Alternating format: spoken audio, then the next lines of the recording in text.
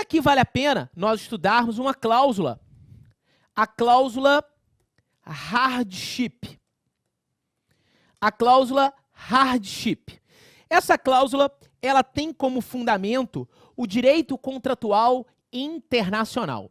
Então, o fundamento de tal cláusula é o direito contratual internacional. Então, direito contratual internacional.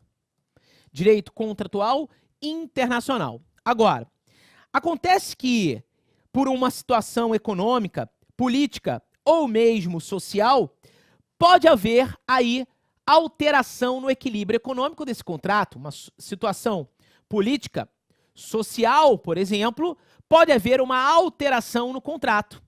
E aí, importante, em razão dessa situação econômica, aqui exemplos, situação econômica, política, social, ok? Social, elas podem alterar o equilíbrio econômico,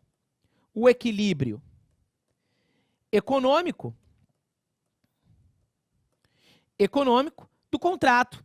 E aí, Cristiano, você me fala assim, mas poxa, vem cá, e a pacta sunt servanda? Aquela ideia de força obrigatória do negócio jurídico.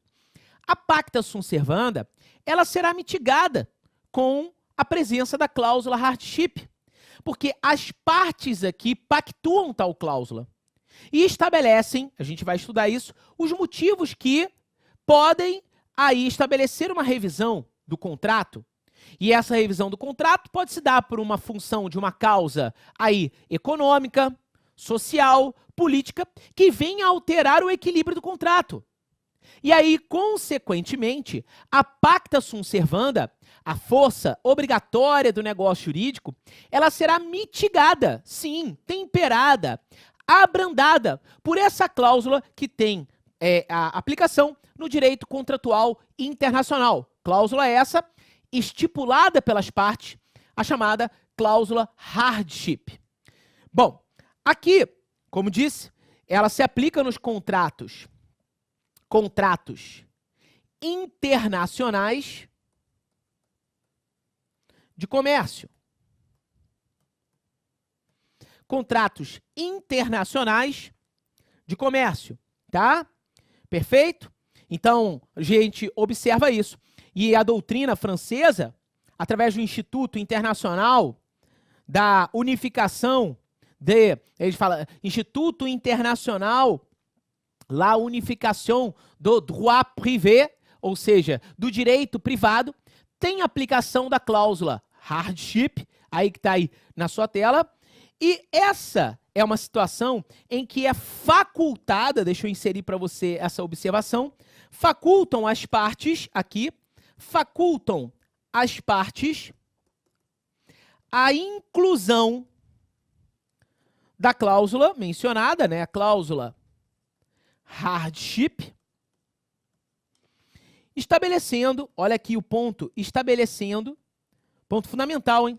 Estabelecendo o dever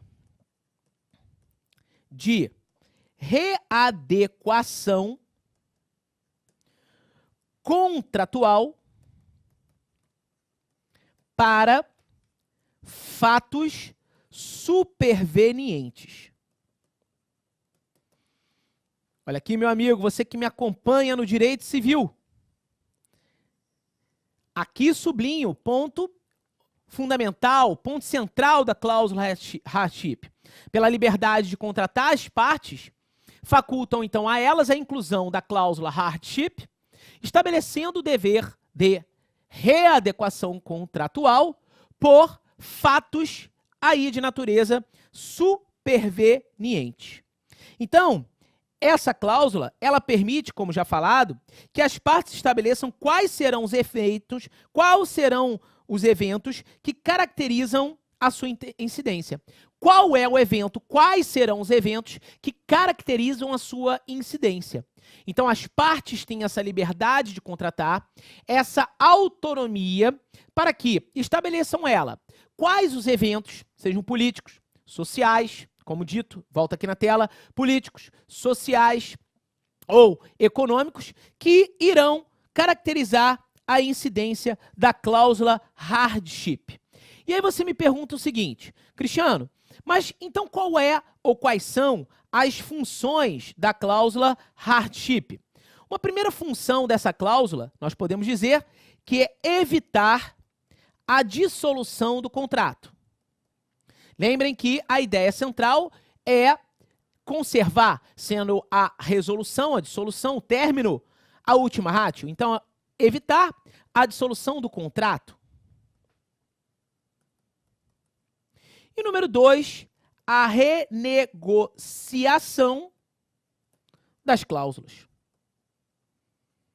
Então, a cláusula hardship, essa cláusula, que, como mencionado, tem aplicabilidade frente aos contratos internacionais de comércio, apresenta como funções evitar a dissolução, o término, a extinção do contrato e também a renegociação dessas cláusulas contratuais, buscando destacar mais uma vez o que significa para vocês que a revisão ela é a regra e a resolução é a última ratio, a última hipótese.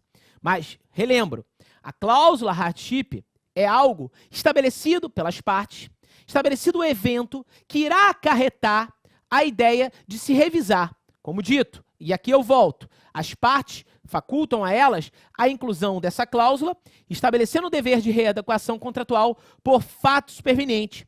As partes estabelecem aqueles eventos que caracterizam a sua incidência. Então, um ponto fundamental aí, tanto para quem advoga, tanto para quem faz concursos públicos, quando se aplica nesses tipos de contratos, contratos internacionais de comércio. Contratos internacionais de comércio.